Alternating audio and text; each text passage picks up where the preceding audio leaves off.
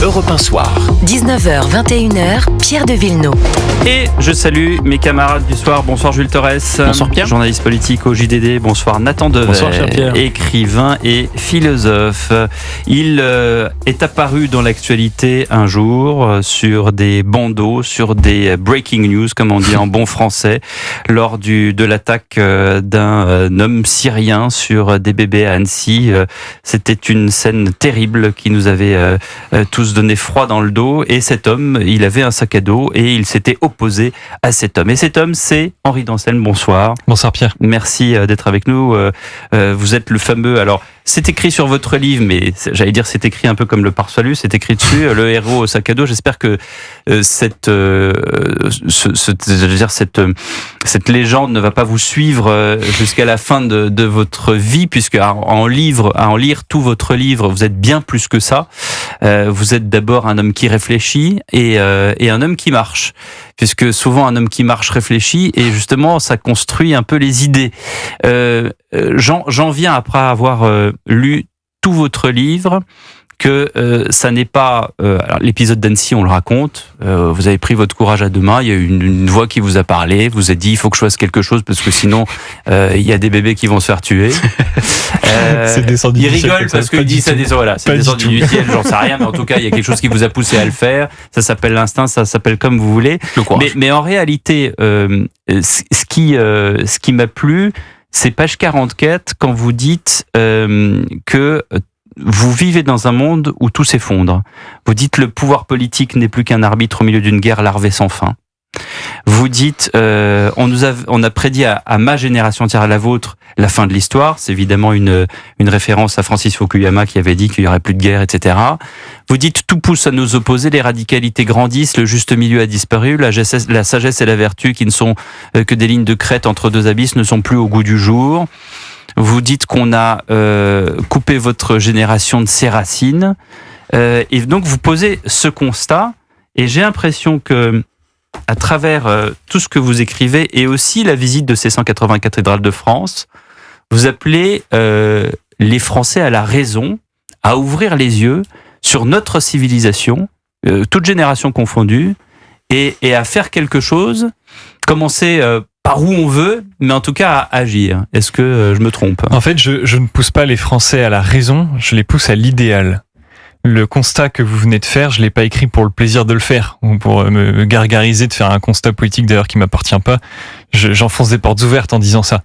Ce que je cherche à faire et ce que j'ai cherché à faire en faisant ce grand tour de France des cathédrales, c'est remettre un peu de grandeur et de rêve dans nos têtes. Voilà. Et c'est d'ailleurs le message de Notre-Dame de Paris. Aujourd'hui, en cette fin d'année, au moment où elle réouvre ses portes. Où vous êtes allé, justement, à la réouverture, au 2 mai. En fait, j'avais 2 grandes questions à l'origine de ma démarche. La première, c'est pourquoi nos ancêtres ont construit ces cathédrales ? Deuxième question, qu'est-ce qu'elles disent de nous aujourd'hui ? Comment on doit les recevoir ? Comment elles doivent nous nourrir ? Et j'ai trouvé mes 2 réponses. Si vous me permettez de les énoncer ici. Je vous écoute, Henri. La première, c'est pourquoi nos ancêtres ont construit ces cathédrales. Ils nous les ont offertes gratuitement, comme une œuvre de civilisation dans le temps long. Tous les mots sont pesés ici dans cette expression. Ils nous les ont comme un cadeau gratuit dans le temps long. Et c'est une œuvre de civilisation. En fait, les cathédrales, c'est comme du pain sur la table. Quand elles sont là, personne ne les remarque. Quand elles sont plus là, ça fait référence à l'Institut Notre-Dame de Paris, tout le monde gueule, tout le monde pleure. En fait, on s'est rendu compte à travers l'Institut Notre-Dame de Paris que ça nous était essentiel. Ça définit ce qu'on est au plus profond de notre âme, au plus profond de notre chair, parce que ce sont des incarnations de tout ce qu'on fait de mieux et de plus beau dans la matière. Deuxième chose, qu'est-ce que ça dit de nous aujourd'hui ? Comment on doit s'en inspirer ? Et ben en fait, ma réponse, je l'ai trouvée après justement l'attaque d'Annecy. Quand j'ai fait face à cet incident où j'ai réagi de manière effectivement instinctive, poussé certainement par quelque chose qui me dépasse, j'ai tout de suite voulu, si vous me permettez l'expression, remettre l'église au centre du village. J'ai vu la bulle médiatique arriver, j'ai vu la tempête médiatique. Et vous ne vouliez pas, vous écrivez d'ailleurs que vous ne vouliez pas témoigner, et que c'est finalement un de vos amis dont le père est journaliste qui vous a poussé à le faire. Exactement. Et en fait, il m'avait dit, Henri, la question c'est pas de savoir si tu vas parler ou pas, la question c'est quel est ton message. T'as bien compris que si t'es là, c'est pas par hasard. Quel est ton message ? Qu'est-ce que tu as à dire ? Communément, comme on appelle, du média training. Exactement. Et donc en fait, je me suis posé cette question, quel est mon message ? En fait, c'est pas mon message que j'ai transmis, c'est le message des cathédrales. Qu'est-ce qu'elles nous disent ? Elle nous invite à la grandeur. Elle nous invite à cesser de nous regarder, à lever les yeux vers le ciel et à fixer les flèches des cathédrales. Et ça, c'est un message qui est très fort. Pourquoi ? Parce qu'il nous dépasse dans le temps et dans l'espace. Mais au-delà des cathédrales, au-delà, est-ce que en gros, ce symbole des cathédrales vaut pour tout le reste ? Bien sûr. Est-ce que aujourd'hui, vous avez vu dans l'actualité, procès Pellico, procès pour l'exemple, Gisèle Pellico et sa dignité est saluée par l'ensemble des chefs de gouvernement des pays étrangers. Je l'ai vu tout à l'heure en bandeau sur Sky News, on parlait de ça. Elle fait le tour du monde, pardon Jules. Elle fait la une du site du Times. Elle fait la une du site du Times. Ça, c'est une chose. La deuxième chose, c'est, et on en a beaucoup parlé hier, le refus de l'autorité, le refus d'obtempérer, le refus ces gamins dans le bus à Toulouse, voilà, qui ont été sortis. Et le type qui l'a sorti, le chauffeur de bus à Toulouse, qui menaçait de se faire virer. D'ailleurs, il devait comparaître aujourd'hui devant son employeur. On se demande ce qui s'est passé avec toute la montée médiatique. Je doute que cet employeur, et j'apprends à l'instant justement qu'il a été suspendu une journée. Voilà, donc il n'a pas été licencié. Est-ce que le fait d'aller voir les cathédrales, le fait de regarder, je reprends ce que vous venez de me dire, ça permettrait d'apaiser cette société, et si oui, comment ? C'est plus qu'apaiser même. En fait, il s'agit de redonner un idéal dans toute la noblesse du mot. Là, on veut régler le problème. On veut régler le problème. Exactement. Parce que tout le monde se demande, toute classe, tout parti politique confondu, comment on fait ? Et en fait, comment on fait ? J'ai envie de reprendre ici les deux vertus qui sont fondamentales au fait de construire une cathédrale, mais qui en réalité sont les deux vertus fondamentales du chef, de celui qui veut diriger un groupe, un pays. Quelles sont ces deux vertus ? Cette vertu, c'est la vertu de la grandeur, la magnanimité. Oh là là, c'est un mot compliqué, mais qui veut dire quelque chose de très beau. Magnanimité, c'est la vertu de la grandeur, c'est ceux qui rêvent en grand, qui n'ont de cesse de toujours aller chercher ce qu'il y a de plus beau et de plus grand. Cette vertu, elle s'appuie immédiatement sur une autre vertu qui est celle de l'humilité. Alors l'humilité, c'est pas je me flagelle le dos pour le plaisir de me flageller le dos, c'est pas du tout ça l'humilité. L'humilité, c'est la connaissance de soi. C'est la connaissance de ses forces et de ses faiblesses. L'humilité toute seule, c'est de la petitesse. La grandeur toute seule, c'est de l'orgueil. Il faut que les deux s'appuient, comme les deux jambes d'un corps. L'humilité s'appuie sur la grandeur s'appuie sur l'humilité. Et ces deux vertus-là, c'est les deux vertus qui font les grandes civilisations. C'est les deux vertus qui ont poussé nos ancêtres à s'inscrire dans le temps long en nous offrant un idéal dans la matière. Et aujourd'hui, c'est ça ce qu'il faut regarder. Mais comment ? C'est exactement le message de Notre-Dame de Paris. C'est cessons de faire, cessons de faire notre boudin, j'ai envie de dire, de ces choses humaines et horribles de l'actualité, et apprenons à rêver et à regarder ensemble dans une même direction. Pourquoi ? Mais combien de personnes vous allez traîner avec vous, Henri Dancel ? Pourquoi on vit une grave crise politique aujourd'hui ? Pourquoi on vit une grave crise ? Parce qu'on n'est plus capable de se projeter communément dans une seule et même direction. Tout le monde se bat pour sa propre chapelle. Bien sûr. Voilà. Et donc il faut réapprendre ça, et c'est exactement ce que les cathédrales invitent à nous faire. On n'a pas réussi à faire ça depuis la Libération, pardonnez-moi. Oui, depuis la Libération, et encore, j'allais dire, je vous propose qu'on interroge Henri, qui va rester avec nous juste après une première pause, parce que nous avons un gagnant, parce que c'est le plus beau Noël aussi d'Europe 1. Donc toute cette semaine, Europe 1 vous offre son plus beau Noël. Vous écoutez Europe 1 à tout moment, vous jouez pour vos proches, pour votre meilleur ami, pour vos enfants, vos voisins. Vous jouez et vous gagnez pour vous. Alors, nous sommes en ligne avec Rosa. Bonsoir Rosa. Bonsoir à vous. Vous habitez à la Garenne-Colombe. C'est ça. Et qu'est-ce que vous faites dans la vie, Rosa ? Eh bien là, je suis retraitée. D'accord. Et vous jouez pour qui alors ? Et je joue pour mon fils Yvan. Ah, bon, très bien. Voilà. Écoutez, donc vous allez choisir un cadeau. Vous avez parmi les cadeaux que je vous présente le cadeau offert par Isabelle Morizet, celui par Laurent Mariotte et celui par Sonia Mabrouk. Qui choisissez-vous ? Je vais prendre Laurent Mariotte. Alors, Laurent Mariotte, j'ouvre le cadeau. Voilà. C'est un dîner pour 2 personnes dans un restaurant étoilé, Rosa. Eh ben, mon fils sera ravi. Voilà. Et ben voilà, donc pour votre fils, dîner exceptionnel pour 2 personnes dans le restaurant étoilé de votre choix, près de chez vous. Il y a par exemple Divelec pour déguster un homard bleu de Bretagne. Il y a également Le Pur de Jean-François Rouquette, son agneau de lait des Pyrénées et un dessert, une charlotte aux poires commises, truffes blanches d'Alba. Voilà, écoutez... Ça nous fait très plaisir. Ça fait très plaisir. Merci beaucoup, Rosa, d'avoir joué avec nous. Merci à vous. Très joyeux Noël à vous. Et un très joyeux Noël à votre fils. De très belles fêtes à vous. Merci à vous également. Merci beaucoup.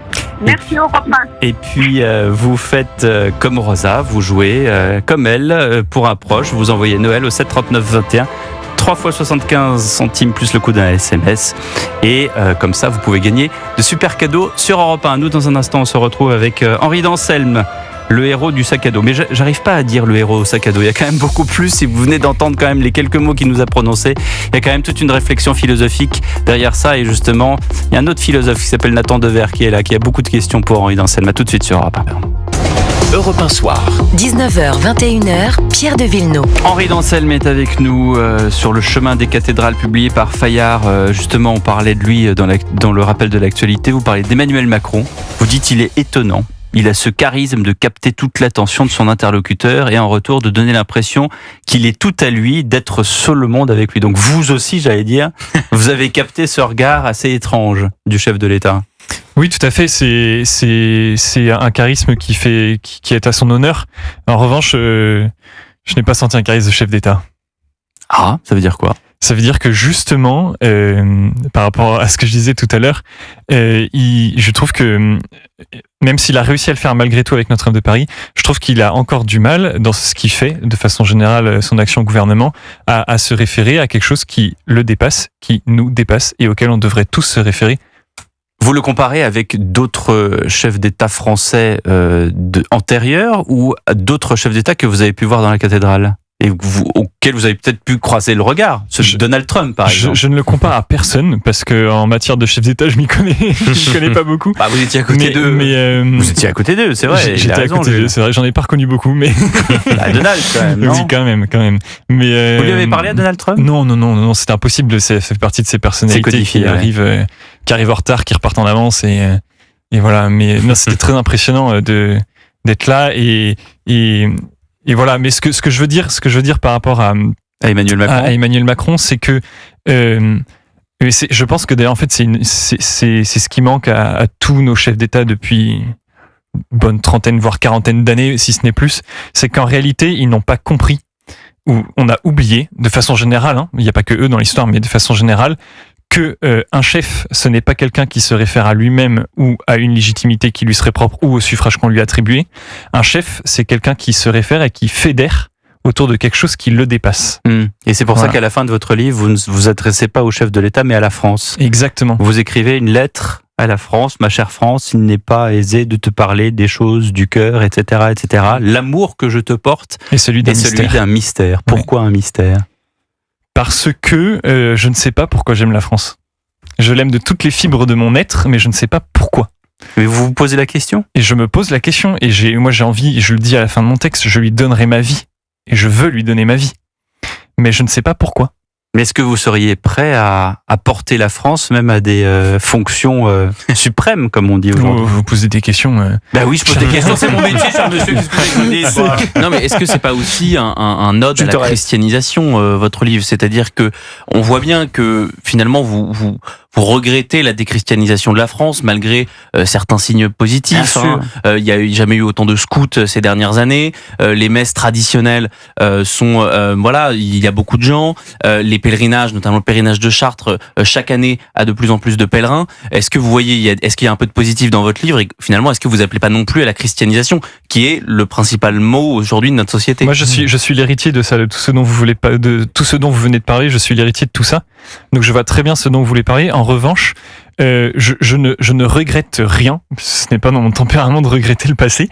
En revanche, moi, je veux au contraire, si je devais regretter quelque chose, ce serait plutôt le regret qu'on ait arrêté de se référer encore et toujours à ce qui nous dépasse. Nathan simplement. Oui, moi je suis pas sûr qu'il faille être croyant pour se reconnaître dans ce que vous êtes en train de dire, parce que précisément cette notion de grandeur, quelqu'un comme Malraux avait ce respect-là pour la transcendance. Voir des religions, moi je ne suis pas croyant, je ne suis pas chrétien, mais on ne peut avoir que du respect, plus que du respect, de l'admiration, un sentiment de mystère devant par exemple Notre-Dame, devant les évangiles et devant ce qui en a été fait dans la construction d'une civilisation. La notion de grandeur. Il y a un passage de Perfit, De Gaulle et Perfit, vous savez, c'était De Gaulle. Où Perfit, toutes les références, c'est avant 50 ans, quoi. Mais justement, parce que il n'y a jamais rien après. Je crois que le langage que vous parlez, politiquement, c'est cette époque. Comme le disait Brice Lalonde, ou comme le disait Alain Madelin, ou comme le disait Benoît Hamon, quoi. Mais vous savez, André Malraux disait le 21e siècle sera spirituel ou ne sera pas. Exactement. Ben oui, mais alors, est-ce qu'il l'est ou est-ce qu'il l'est pas? Eh ben, regardez la réouverture de Notre-Dame de Paris. Oui, non, mais il est quand même dans une France qui est déchristianisée, pour partie anticléricale. Certains disent qu'on est dans une guerre de civilisation, certains disent qu'on est dans une guerre de religion, et pour couronner le tout, on a quand même une notion qu'on nous sort à tout bout de champ, qui est la laïcité, et qui est, selon certains politiques, mal comprise, parce qu'elle est là aussi pour vous permettre de vivre votre religion. Certains disent, bah non, elle est pas là pour vivre votre religion, parce que, par exemple, certains disent, bah, j'ai pas le droit de porter le voile à l'école parce que c'est une interdit. Et comment on fait dans tout ça? Quel est le principal pour vous? Quel est le principal? Est-ce que pour vous le principal est-ce que pour vous le principal c'est de constater et de regarder ce qu'il y a aujourd'hui, ou de lancer un appel vers quelque chose? Votre vœu, c'est de lancer un appel. Mais c'est même pas mon vœu, c'est tout le sens de mon action. Le sens de mon action est de relayer l'appel des cathédrales, l'appel de nos ancêtres, l'appel de la grandeur. Donc c'est une forme de christianisation, comme le disait Jules Torres. Mais attention, ça n'est pas péjoratif. Pourquoi est-ce qu'on se cacherait de l'héritage civilisationnel qu'on a dans ce pays? Je suis le premier à le dire dans mon livre. Non, mais j'entends bien, parce que quand vous allez sur certains plateaux de télévision, on va vous dire, oh là là, mais vous êtes le grand prêtre, etc. Bon, voilà, j'ai eu la remarque l'autre jour de Gilles Kepel, qui m'a fait un signe de croix, comme pour me bénir, en disant, oui, mais vous êtes dans le christianisme, etc. Ça n'a rien à voir. On parle de civilisation, pas forcément de religion. Les gens font un amalgame surtout. Comment? Je ne savais pas qu'il était évêque, Gilles Kepel. Oui, non, mais on apprend tous les têtes. Si vous voulez, la façon ou Druze. La façon dont j'ai pensé mon livre, c'est que c'est un récit d'aventure et le témoignage des gens qui m'ont accueilli. Puisque mon grand pèlerinage des cathédrales, je l'ai fait en mendiant mon logement et mon dîner. Oui, et donc en fait, j'ai rencontré tout un tas absolument fantastique de Français, et qui m'ont tous fait comprendre, ressentir que malgré tout, ils continuent de se référer à un sens du sacré et à une christianisation dont vous parlez. Vous êtes allé voir effectivement une tranche de la population française. Est-ce que vous êtes allé voir la tranche de population dont on a parlé dans les informations? La tranche de population qui dit, comme ce gamin qui dit au chauffeur de bus des mots, des insanités. Est-ce que vous êtes prêt à aller dans d'autres territoires où il n'y a pas forcément des églises, il y a des mosquées, où il y a rien, où il y a des salles polyvalentes et des éducateurs? Vous savez, j'ai remonté la Côte d'Azur à pied. Ouais. Et donc j'ai traversé beaucoup de banlieues de grosses métropoles. Et donc? Dans lesquelles j'ai dormi. Et vous avez parlé aux gens. Et donc j'ai rencontré des gens. Et qu'est-ce qui se passe dans ces lieux-là? Qu'est-ce qui se passe dans ces lieux-là? Quand je me souviens très bien avoir discuté avec je vous fatigue avec une bande. Je me souviens très bien avoir discuté avec une bande de danseurs qui étaient là pour tourner un clip de rap. Et c'est vrai, ça c'est mentionné. Et c'est mentionné ça, oui. Et je me souviens que quand, alors ils connaissaient pas ma démarche, mais ils avaient entendu parler de moi à travers l'attentat d'Annecy. Ouais. Et on a pu, très facilement, j'ai réussi à enclencher la discussion sur ce que je faisais avec les cathédrales et la démarche que je cherchais. Eh bien, j'ai senti tout à fait aussi chez eux, ils étaient extrêmement intéressés. Et ils m'ont posé des questions. Nathan, vous vouliez... J'avais une question toute simple. Alors, vous voulez voir les 30 cathédrales que vous n'avez pas encore visitées, mais en dehors de ça, comment voyez-vous votre avenir? Je suis heureux à partir du moment où je me mets au service de ce message-là. Et j'ai envie de continuer à me battre pour le faire passer. Vous avez fait une école de commerce, il me semble. J'ai fait une licence de philosophie et un master de management international. Oui. Et donc, est-ce que ça va vous servir pour votre mission? Certainement, la philosophie, oui. Le management international aussi, oui. Ça m'aide beaucoup. Et la prochaine étape, c'est la première cathédrale que vous allez visiter? La prochaine étape, c'est les cathédrales du Sud-Ouest, puis après les cathédrales de la Corse et après les cathédrales des départements d'outre-mer. J'ai une dernière question, puisque il y a eu d'abord un non. On a dit non, il n'y aura pas de vitraux contemporains à Notre-Dame de Paris. Et puis finalement, il y a eu une commission qui a donné gagnante une artiste dont moi je connais les tableaux, je les ai souvent vus dans des foires, et c'est vrai que c'est très beau ce qu'elle fait, Claire Tabot. Enfin, c'est très beau, c'est juste mon jugement et c'est totalement subjectif. Mais est-ce que c'est la place, dans une cathédrale qui date du XVe siècle, d'avoir des vitraux contemporains, selon vous? Sur la question du principe, je considère qu'une cathédrale est un monument qui a toujours évolué, qui évolue et qui évoluera.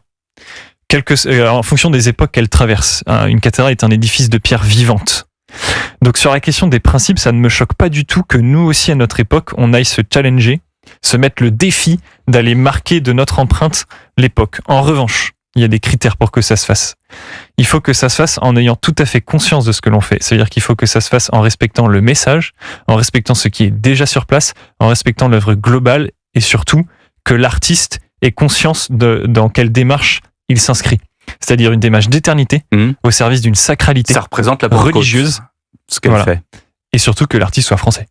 Bah écoutez, elle est française et ça représente la Pentecôte, donc il y a peut-être déjà au moins 2 critères, puis vous verrez ce qu'elle fait et vous nous donnerez votre avis. J'ai pas encore regardé. Vous nous donnerez votre avis. Merci beaucoup Henri d'Anselme et bravo pour votre démarche sur le chemin des cathédrales. Merci à vous pour votre invitation. Lisez ce livre, il est chez Fayard et nous on se retrouve dans un instant pour commenter les quelques mots qui viennent de se produire sur France 2. François Bayrou parle et explique les consultations qu'il a eues toute cette journée avec les chefs de partis politiques. À tout de suite sur Europe 1.